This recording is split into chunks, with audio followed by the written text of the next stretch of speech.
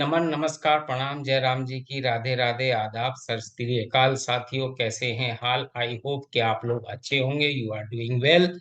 मैं हूं आपका दोस्त नासिर खान और आप हैं एन के क्वालिटी ट्रेनर के यूट्यूब चैनल पर। सेशन चल रहा है clause wise comparison of ISO 9001 standard. साल है 2008, 14 और 15। आज के इस वीडियो में जो हमने सेलेक्ट किए हैं कंपैरिजन के लिए क्लॉज, वो 8.3, 8.3.1, 8.7 और 8.3.2, 7.3 और 7.3.1। दोस्तों, मैं हूं आपका दोस्त नासिर खान और मैं बता दूं आपको कि पिछले वाले वीडियो में हमने जो चर्चा की थी वो क्लॉज थे 8.2.3, 8.2.4, 8.5 पर। आज का वीडियो मैंने आपको बता ही दिया। दोस्तों नमस्कार, मैं हूं आपका दोस्त नासिर खान और आप हैं एनके क्वालिटी ट्रेनर के यूट्यूब चैनल पर। आप लोगों से करबद्ध प्रार्थना और विनती है कि आप चैनल को लाइक शेयर कमेंट और सब्सक्राइब कीजिए, अपना सपोर्ट कीजिए। आपके लाइक शेयर कमेंट बिल्कुल फ्री हैं और आप लोगों से विनती है, आप हमारा मनोबल बढ़ाने के लिए और हमें थोड़ा सा सपोर्ट करने के लिहाज से ही करिए। और विशेष तौर से जो इंडस्ट्री लाइफ में, इंडस्ट्रीज में जो सर्विस कर रहे हैं और आईएसओ से रिलेटेड काम करते हैं, वो लोग तो कम से कम कर ही सकते हैं। इसके साथ में आईएसओ तो हर जगह है, रेलवे में है और मेडिकल्स में है, हॉस्पिटल्स में है और आपका जो है होटल्स में है, हर जगह है। तो उन्हीं लोगों से विनती है कि वो लोग तो कम से कम सपोर्ट करें ही। आइए आज की चर्चा का शुरुआत करते हैं। पहला कॉलम 2008, दूसरा 14 और लास्ट वाला तीसरा कॉलम है 2015 और क्लॉज है 8.3, control of non conforming product कैसे करेंगे as per the clause number 8.3 2008 में था। और 14 में 8.3 का टाइटल कुछ बदला हुआ है, design and development of products and services.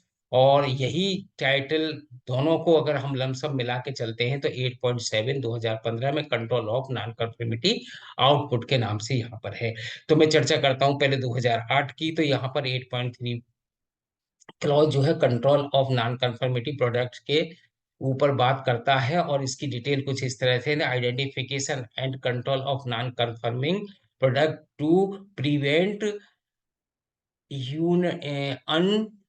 Unintentional use और डिलीवरी। यानी कहने का है कि अनजाने उपयोग, डिलीवरी को रोकने के लिए गैर अनुरूप उत्पाद की पहचान और नियंत्रण। कहने का मतलब कुल इस पॉइंट का ये है कि आपका नॉन कन्फर्मेटिव प्रोडक्ट जो है वो आइडेंटिफाई होना चाहिए और एक निश्चित जगह पर रखा होना चाहिए जिससे कि वो मिक्स ना हो और उसकी गलती से डिलीवरी ना हो जाए। दूसरा पॉइंट है procedure for handling non confirmative products, defining responsibility and authority. वही मैंने आपको बता दिया।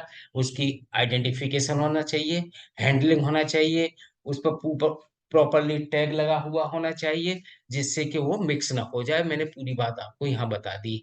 Non conforming non conforming product में भी डिलेट बाई, यानी गैर अनुरूप उत्पाद पर कार्रवाई की जा सकती है। ये बात है। और उस पे क्या कार्रवाई की जा सकती है, जैसे कि action to eliminate detected non conformity, पाई गई गैर अनुरूपता को दूर करने की कार्रवाई। एक ही सेंटेंस में मैंने पूरी बात क्लियर कर दी थी कि नॉन कंफर्मिटी प्रोडक्ट को आप दूर रखिए, टैग लगा के रखिए, आइडेंटिफिकेशन करके रखिए, किसी को अथॉरिटी बनाइए वहां पर, वो उसको देख रेख करेगा। Acceptance under concession if needed with the of customer, यानी रियायत अगर करनी है और रियायत के बेस पर उसे एक्सेप्ट करना है तो यदि आवश्यकता है तो साथ में कस्टमर की सहमति, कस्टमर का अप्रूवल ले ले। Action to preclude its original intended use, इसके मूल इच्छित उपयोग को रोकने की कार्रवाई भी आप कर सकते हैं। ये था 2008 में इस क्लॉज 8.3 का स्टैंडर्ड के हिसाब से। अब स्टैंडर्ड के हिसाब से मैं 2014 की बात करता हूं तो 8.3 में design and development of product and services की बात करता है। तो ये इसमें कहता है कि where the deleted requirement of the organisation product and services are not already established or not defined by the customer or by other interested parties such that they are adequate for subsequent production or service provision. The organization shall establish, implement and maintain a design and development processes जहां संगठन के उत्पाद और सेवाओं की विस्तृत आवश्यकताएं पहले से स्थापित नहीं हैं या ग्राहक या अन्य इच्छुक पार्टियों द्वारा परिभाषित नहीं हैं, जैसे कि वे वाद के उत्पादन या सेवा प्रावधान के लिए पर्याप्त हैं। संगठन इस डिजाइन और विकास प्रक्रिया स्थापित करेगा और कार्यान्वयन करेगा। Note number 1, the organisation can also apply the requirement given in 8.5 to the development of process for production and services provision। यानी कहने का मतलब यह है कि क्लॉज नंबर 8.5 में जो डिटेल दिया है उसके अकॉर्डिंग संगठन उत्पाद और सेवाओं के प्रावधान के लिए, प्रक्रियाओं के विकास के लिए 8.5 में दी गई आवश्यकताओं को भी लागू कर सकता है। नोट नंबर 2 कहता है for services design and development planning can address the whole service delivery process. The organization can therefore chooses to consider the requirement of clause number 8.3 and 8.5 together. यानी नोट नंबर 2 के according सेवाओं के लिए design और विकास योजना संपूर्ण सेवा निवित्र सेवा वितरण प्रक्रिया को संशोधित कर सकती है। इसीलिए संगठन क्लोज नंबर 8.3 और 8.5 की आवश्यकताओं पर एक साथ पुनः कर सकता है विचार पुनः कर सकता है। ये चीज थी 2014 के स्टैंडर्ड के अकॉर्डिंग। अब आइए, अब में 2015 में 8.7 इसी से मिलता जुलता है, control of non conforming output, ये 8.7 के अकॉर्डिंग है। 8.7.1, the organisation shall ensure the output do not conform to their requirement or identify the control to prevent their un unintended use और डिलीवरी। जैसा कि पिछली बार मैंने ये बात बताई है, 2008 में भी वही चीज है। संगठन ये सुनिश्चित करेगा कि जो आउटपुट उनकी आवश्यकता के अनुरूप नहीं है, उनके अनपेक्षित उपयोग या वितरण को रोकने के लिए उनकी पहचान की जाए और उन पर नियंत्रण किया जाए। The organisation shall taking appropriate action based on the nature of the non-conformity and its effect on the conformity of products and services. This shall also apply to conforming products and services detected after delivery of product during और after the provision of services. यानी संगठन गैर अनुरूपता की प्रकृति और उत्पादों और सेवाओं की अनुरूपता पर इसके प्रभाव के आधार पर उचित कार्रवाई करेगा, और यह उत्पादों की डिलीवरी के बाद, सेवाओं के प्रावधान के दौरान या उसके बाद पाए गए गैर अनुरूप उत्पादों और सेवाओं पर भी रोक लगाएगा और लागू करेगा। The organization shall deal with non-conforming output in one or more of the following veg. यानी कहने का मतलब है कि कुछ पॉइंट्स दिए हुए हैं, संगठन निम्नलिखित में से किसी एक या अधिक तरीके से नॉन कंफर्मिटी आउटपुट से निपट पाएगा। वो कैसे है? करेक्शन, सुधार करना, और सेग्रीकेशन, ऑन्टिमेंट, रिटर्न और सस्पेंशन और provision of products and services, उत्पादों और सेवाओं के प्रावधान का प्रथिकरण करना, रोकथाम करना, वापसी करना, निलंबन करना।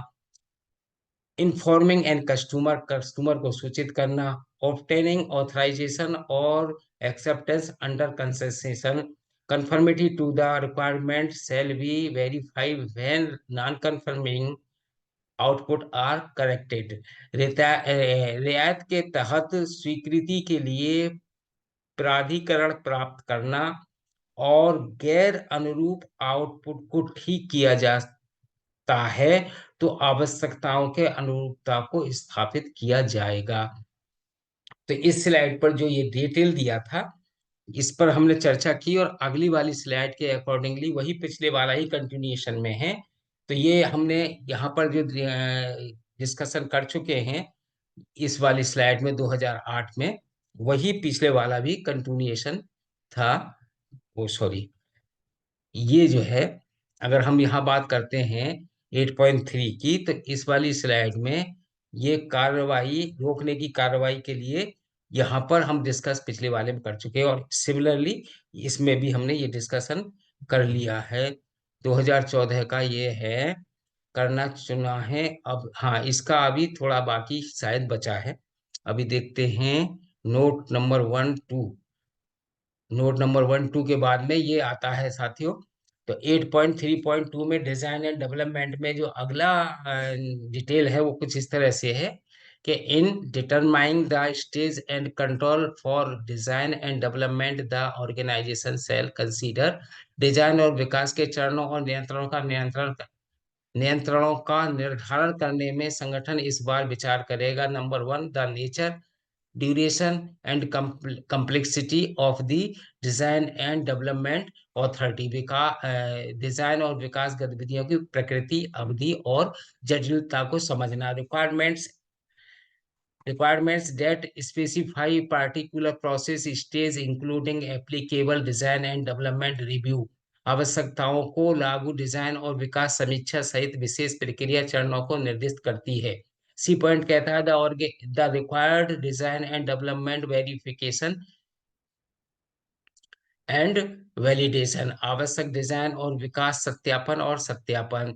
The responsibility and authority involve in the design and development process. Design और विकास प्रक्रिया में शामिल जिम्मेदारियां और प्राधिकरण। The next, the needed to control needed to control interface between individual and parties involved in the design and development process। Design और विकास प्रक्रिया में शामिल व्यक्तियों और पार्टियों के बीच इंटरफेस को नियंत्रण करने की आवश्यकता है। ये सब काम ऑर्गेनाइजेशन के हैं जो क्वालिटी मैनेजमेंट सिस्टम को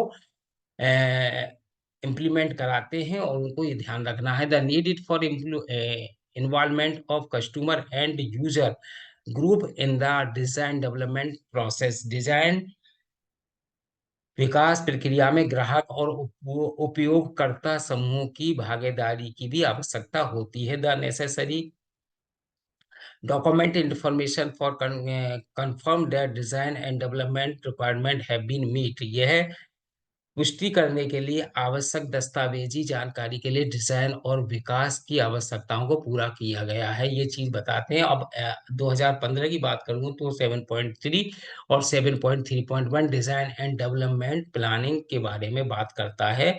इसके accordingly plan control design and development of products, यानी योजना, नियंत्रण, डिजाइन और उत्पाद का विकास during design and development planning. Determine, design और विकास योजना के आधार पर निर्धारित करेंगे। Number 1, stage of design and development, design और विकास के चरण। Review, verification and validation at appropriate stage. उचित चरणों में समीक्षा, सत्यापन और सत्यापन। Responsibility and authority for design and development. Design और विकास के लिए जिम्मेदारी और अधिकारी। Interface, design and managed interface परिभाषित और प्रतिवादित। Updating plan as design progresses, design की प्रगति के अनुसार डेंटिंग योजनाएं। तो दोस्तों ये था आज का कंपैरिजन जो मैंने करने की कोशिश की। जो त्रुटियां गलतियां हुई उसे क्षमा कर दीजिएगा, और बने रहिए एनके क्वालिटी ट्रेनर के चैनल पर। अपना रखिए ख्याल। मैं आपका दोस्त आपसे अगले वीडियो तक लेता हूँ इजाजत। तो और अगले वीडियो में जो चर्चा करने की बात कहना, हाँ, उनके क्लॉज हैं 7.3, 7.3.1, 8.3, 8.3.2, 8.3.1, 7.7, सॉरी 8.7 और 8.7.1 पर चर्चा मैं आगे करूंगा। दोस्तों मेरा नमस्कार स्वीकार करते हुए मुझे इजाजत दीजिए, और बने रहिए इनके क्वालिटी ट्रेनर के यूट्यूब चैनल के साथ। लाइक, शेयर, कमेंट, सब्सक्राइब करना ना भूलिएगा। अपने प्यारे कमेंट दीजिएगा और दोस्तों के लिए सभी के लिए मैं नमस्कार करता हूँ और सभी को हृदय से आभार व्यक्त करता हूँ उनके प्यारे प्यारे कमेंट्स के लिए। नमस्कार, जय हिंद, जय Bharat, thank you so much, take care.